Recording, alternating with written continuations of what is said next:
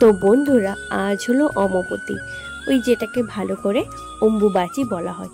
শুনেছি নাকি এই দিনকে কামাখ্যার দেবীর মন্দিরে অনেক বড় করে ভালো করে পুজো হয়। কোনোদিনও আমি অবশ্য যাইনি, কিন্তু মায়ের যদি ইচ্ছা হয় অবশ্যই তার ডাক পেলে আমি যাব।